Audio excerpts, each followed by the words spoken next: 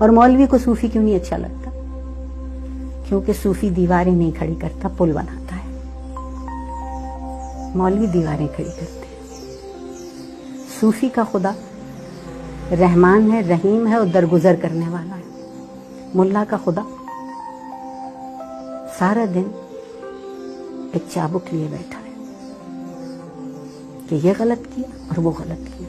میرا سوال تو اپنے رب سے یہ کہ مجھے پیدا کیا تھا تم نے غلطی کرنے کے لیے، تو اگر مجھ سے غلطی سرزد ہوتی ہے تو مجھے یہ توفیق تو دی گئی ہے نا کہ میں اس غلطی کی اصلاح کر لوں، تو میں اس اصلاح کی توفیق میں اس سے محبت کیوں نہ کروں، اس سزا کے خیال سے اس سے ڈرتی کیوں رہوں؟ پھر میں کبھی وہ اس توفیق کی طرف نہیں جا پاؤں گی نا۔ اور اصلاح ہمیشہ محبت اور عنایت اور شفقت سے ہوتی۔ بسم اللہ الرحمن الرحیم۔ میں عرض کر رہا تھا اس خاتون کے اعتراضات کے جواب میں جو مولویوں پر جو ہے چڑھائی کر رہی تھی، تو اس حوالے سے قرآن مجید فرقان حمید کی چند آیات جس میں اللہ تبارک و تعالیٰ کی جہاں اس کی رحمت کا تذکرہ ہے، بکثرت آیات ہیں، ہر جگہ پر موجود ہے، اس کے ساتھ ساتھ جو ہے اللہ تعالیٰ کے قہر کا تذکرہ بھی ہے، اور خاص کر کے قیامت کے دن کے حوالے سے، قیامت کے حوالے سے، کیونکہ اصل جو ہے اللہ تعالیٰ نے انسان کو دنیا میں جو ہے آزاد چھوڑ دیا، جو چاہے کرے، اس کی باتوں کو مانے یا نہ مانے، اس کے احکام کو بجا لائے یا نہ لائے، اس کی اطاعت میں زندگی گزارے یا نہ فرمانی کرے، چاہے جو بھی کرے، تاکہ قیامت کے دن اللہ کی بارگاہ میں کوئی عذر پیش نہ کر سکے کہ اللہ تو نے مجھے کوئی اختیار نہیں دیا تھا، تو اللہ تعالیٰ نے دنیا میں اختیار دے دیا ہے۔ قیامت کے دن جو ہے سب کچھ جو ہے واضح ہو جائے گا اور انسان کے سامنے کسی قسم کا جو ہے ابہام نہیں ہوگا۔ تو قیامت کا منظر جو ہے اللہ تعالیٰ نے بیان کیا ہے۔ 3 طرح کے گروہ ہوں گے قیامت کے دن، ان میں سے فرمایا کہ وَأَصْحَابُ الشِّمَالِ مَا أَصْحَابُ الشِّمَالِ، فرمایا کہ وہ لوگ جو بائیں ہاتھ والے ہیں، فرمایا کیا ہی بائیں ہاتھ والے ہیں، فی سموم و حمیم، وہ ہوں گے تپتی ہوئی لو میں۔ یہ جو گرمی ہوتی ہے، انتہائی درجے کی گرمی ہوتی ہے، قیامت کی گرمی کا تو انسان تصور بھی نہیں کر سکتا، وہ جو لو ہوتی ہے اس کی جو تپش ہوتی ہے۔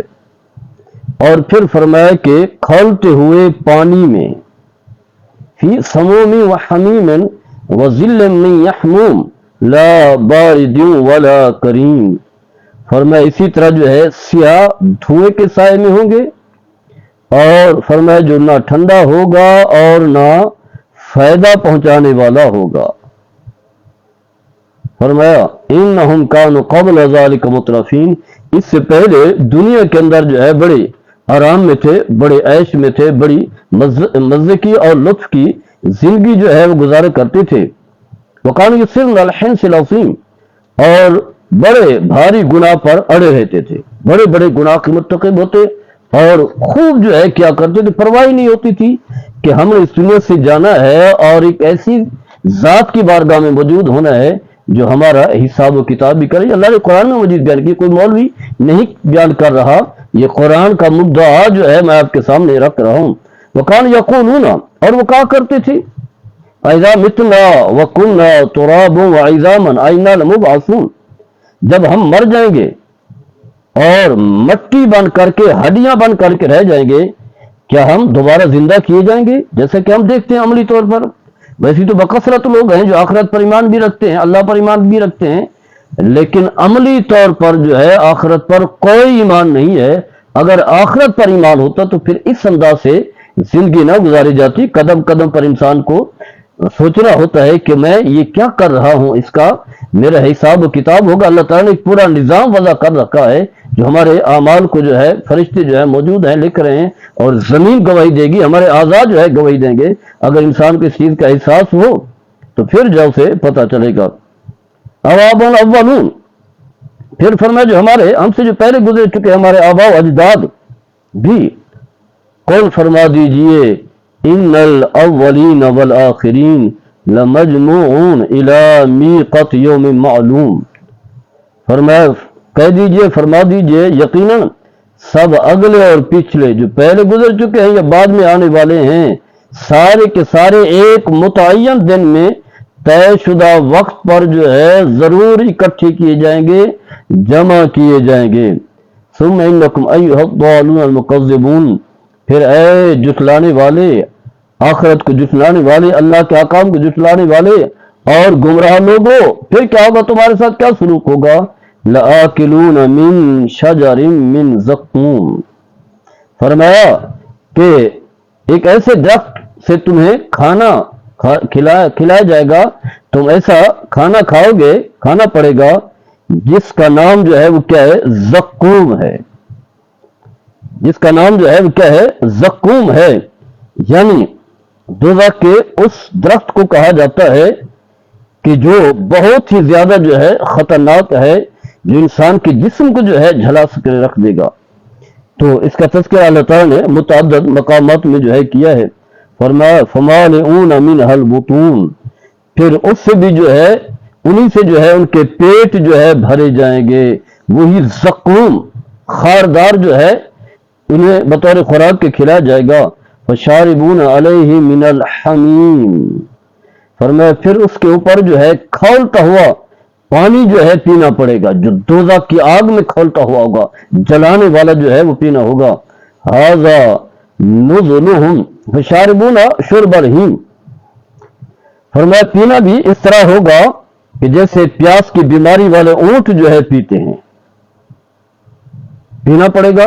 ھذا نزلھم یوم الدین، فرمایا یہ جزا ہوگی، یہ سزا ہوگی اس دن کے لوگوں کی مہمانی کی۔ فرمایا کہ نحن خلقناکم فلولا تصدقون، فرمایا ہم نے تمہیں پیدا کیا لیکن تم تصدیق کیوں نہیں کرتے اللہ کے حکام کی، انبیاء کی، اللہ کے نظام کی۔ آگے اللہ تعالی نے جو ہے اپنی نعمتوں کا جو ہے وہ تذکرہ کیا ہے۔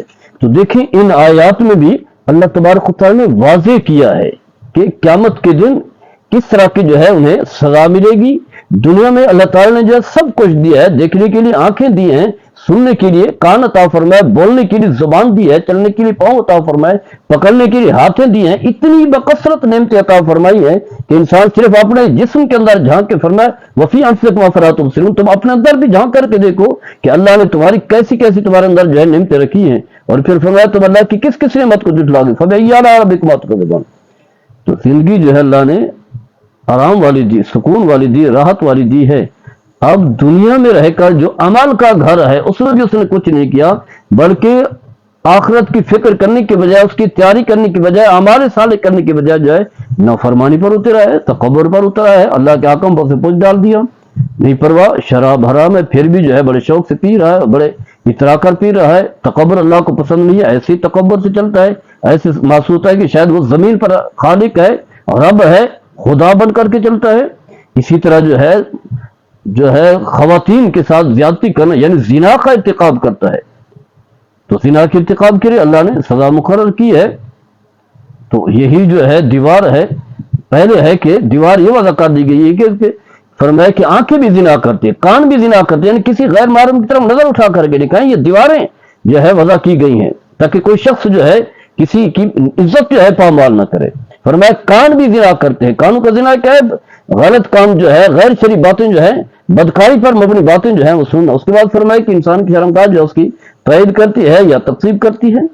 تو یہ اللہ نے دیواریں کھڑی کی، اللہ کے حبیب نے جو ہے دیواریں کھڑی کی ہیں۔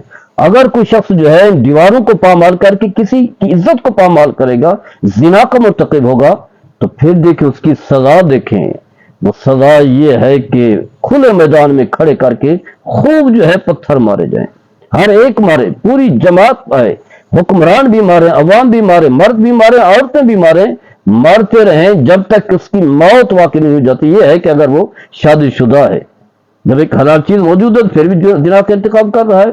اسی طرح اگر عورت ہے تو اس پر بھی سنگ باری ہوگی، اسے بھی سزا دی جائے گی۔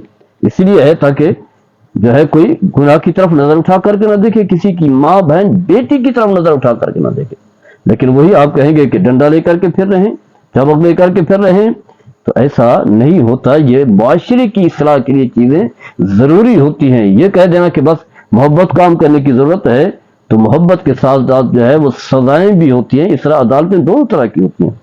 جو اچھے لوگ ہیں ان کے لیے عدالتیں جو ہے عزت دیتی ہے، پروٹوکول دیتی ہے، ان کے لیے کوئی سزا نہیں، لیکن جو جرائم کے مرتکب ہوتے ہیں پھر انہیں ہتھکڑیاں بھی لگائی جاتی ہیں، سائے بھی جاتی ہیں، اور سلاخوں کے پیچھے بھی ڈال دیا جاتا ہے، اور پھر جو ہے یہاں تک کہ پھانسی پر بھی لٹکایا جاتا ہے۔